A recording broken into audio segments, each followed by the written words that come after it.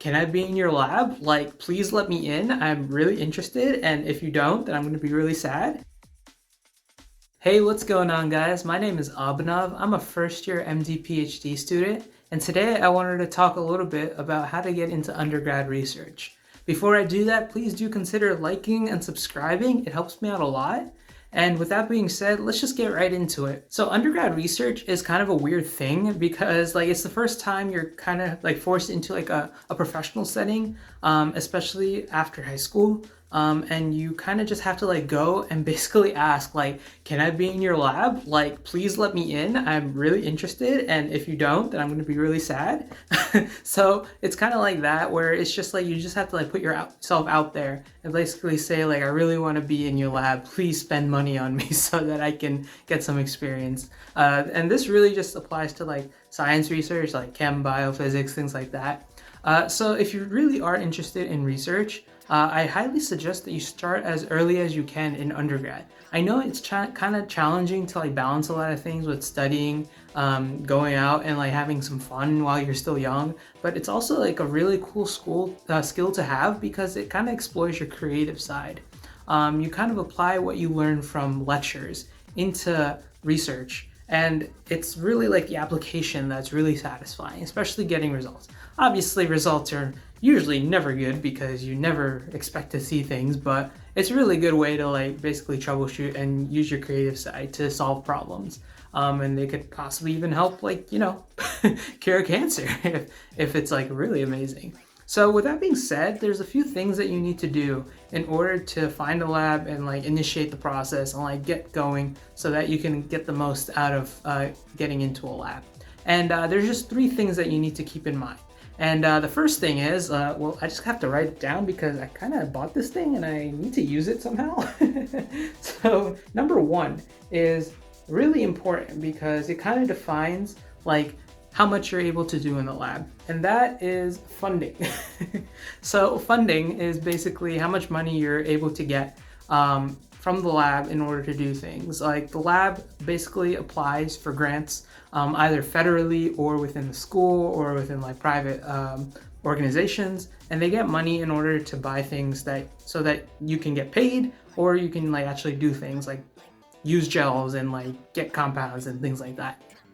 And you could pretty much find if a professor is funded, federally at least, by going to the NIH website, and they have a way to search for grants and basically tell you how much that lab has and for how long and how much and all that. If the lab is funded through the school or something, then you can probably ask your coordinator or some sort of administrator in the department to let you know how much funding that they got.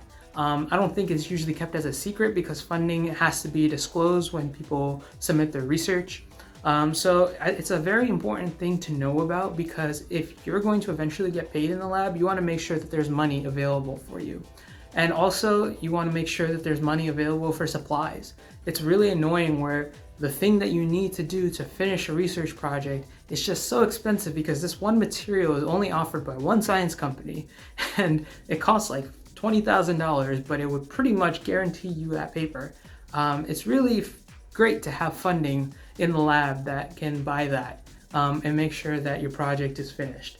I can't tell you how many times a project's just stalled because there's just not enough funding. So that's a really important thing to consider. And the next thing that you really need to consider is something that is kind of not science related, and it's just a thing that socially you need to watch out for, and that is reviews. So reviews are basically how well is the professor liked in the department, how well are they able to collaborate with others, and also how well are the people in that lab doing. So if there's a lot of rotation in the lab, a lot of people are going in but then leaving, dropping out, whatever, that could be because there's just a lot of work to do. That can be because there's just things not getting done, or there's a toxic environment or something. Usually that's not the case. Most professors are really nice and really willing to take on undergrads, but there are a few labs out there that basically just use undergrads as a way to get basically free labor. There's a lot of tedious things that are just shoved onto undergrads from either grad students or PIs. but usually that's not the case. You really want to be there because you're there to learn. You're there to learn science techniques and apply that in terms of real world applications.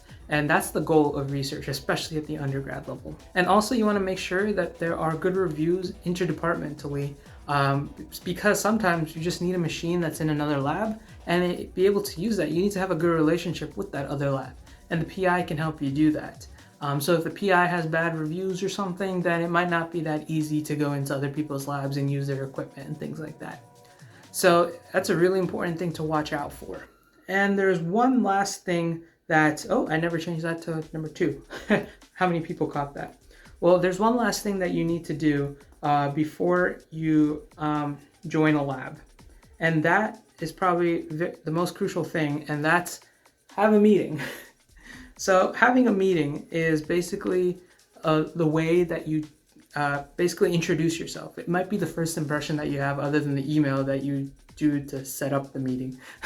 But having the meeting is basically the way that you can figure out the tone of your PI or of the PI of the lab, and also figure out what kind of projects are available and if there's availability for you. So all those things are very important to figure out during the meeting. You could probably even ask questions about funding and questions about relationships through this meeting. So I think this point is very important and a must do before joining any PI. And you don't have to choose one PI that you first reached out to. Like, you can shop around for the best PI. Do it in a very respectful, polite, and professional way. But the PI that you choose is very important, because usually you don't really switch labs unless there's like things that you really need to like have problems with, or you have like things to do or something like that. So it's very important that you choose a PI from the beginning, because you hopefully want to stay for a long time. The longer you stay, the more projects you'll get, the more credit that you'll get, and even more publications that you'll get. And at the end of the day, you're there to learn, and you're also there to build your resume and portfolio, whatever. So those 3 points are very important: funding, reviews, and having a meeting. And hopefully, like, you'll just be able to get into a lab and stay there for a long time, crank out a bunch of papers, and become the most successful researcher that you can ever be. And hey, you could even get into an MD PhD program if you really like medicine and research. With that being said, that's basically it. Really, just make sure you initiate that email in order to set up the meeting, because that's probably the hardest part. And I see a lot of people struggling to do that, because it is like your first encounter being very professional, as I explained before. So with that being said, that's about it. Good luck.